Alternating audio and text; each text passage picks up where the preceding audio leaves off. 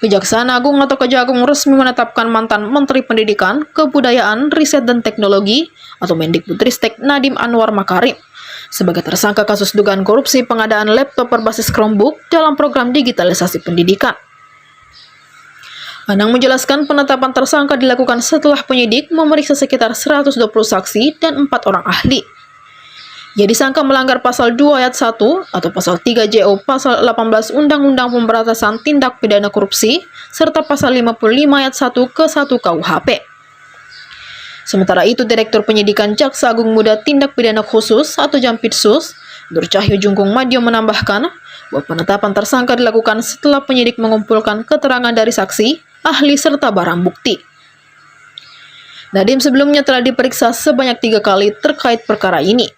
Pemeriksaan pertama dilakukan pada Senin 23 Juni selama sekitar 12 jam, kemudian pada Selasa 15 Juli selama 9 jam, dan hari ini kembali diperiksa sebelum ditetapkan sebagai tersangka.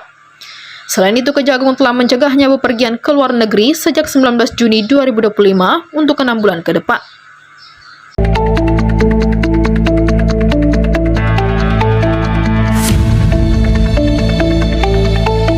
Gubernur Sulbar Suhardi Duka kembali turun tangan memfasilitasi mediasi terkait polemik yang terjadi antara masyarakat Kuridi dan Kasambang, Kecamatan Tapalang, Kabupaten Mamuju. Pertemuan berlangsung di ruang kerja Gubernur Sulbar Kamis 4 September. Mediasi ini dihadiri oleh Camat Tapalang, Lurah Galung, dan Lurah Kasambang, serta para tokoh masyarakat dari kedua belah pihak. Untuk memperkuat proses penyelesaian, Gubernur Suhardi Duka menghadirkan Kapolda Sulbar Irjen Pol Adiderian Jaya Marta yang memberikan arahan langsung kepada masyarakat. Dalam kesempatan tersebut, Kapolda Adiderian menekankan pentingnya menyelesaikan persoalan secara kekeluargaan, bukan jalur hukum. Menurutnya, jika polemik berlanjut ke ranah hukum, yang akan terjadi hanyalah aksi saling lapor tanpa ujung penyelesaian. Ia menambahkan solusi damai sebenarnya sudah terbuka lebar. Hanya dibutuhkan komunikasi berkelanjutan untuk menjelaskan poin-poin yang sudah disepakati dalam mediasi. Bahkan Kapolda berencana menghadirkan ulama kondang Ustaz Desat Latif untuk memberikan nasihat dan pencerahan kepada warga kedua belah pihak. Dengan adanya mediasi ini, Pemprov Sulbar bersama aparat keamanan berharap konflik masyarakat Kuridi dan Kasambang dapat mereda dan kedua belah pihak bisa kembali hidup rukun dalam bingkai persaudaraan.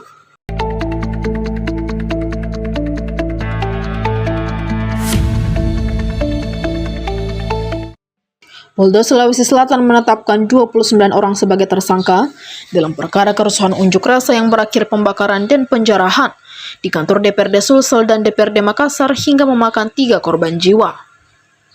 Penangkapan para tersangka dilakukan oleh Direktorat Reserse Kriminal Umum Polda Sulsel dan Satreskrim Polrestabes Makassar. Selain mengamankan tersangka pembakaran dan penjarahan, kata Didik pihaknya juga mengamankan mahasiswa yang diduga sebagai provokator kerusuhan melalui media sosial.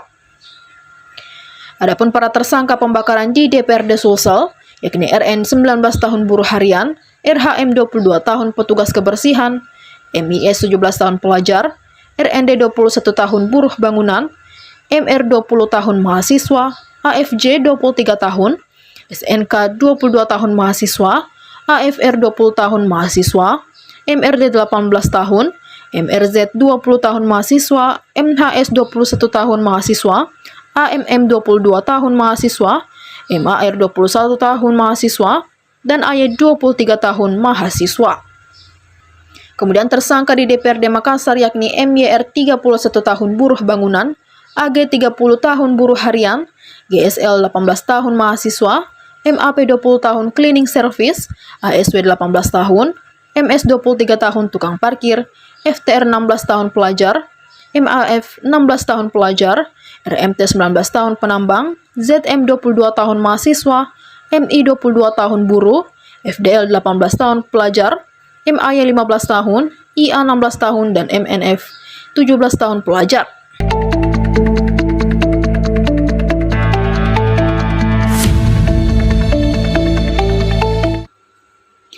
Astra Motor Sulawesi Selatan atau Asmo Sulsel menghadirkan promo spesial yang berlaku sepanjang bulan September 2025.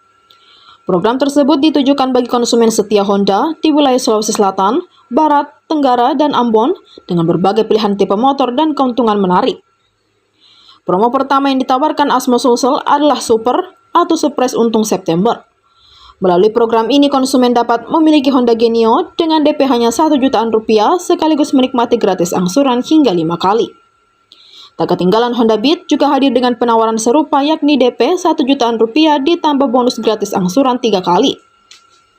Bagi penggemar gaya unik dan fashionable, Honda Scoopy juga hadir dengan penawaran khusus.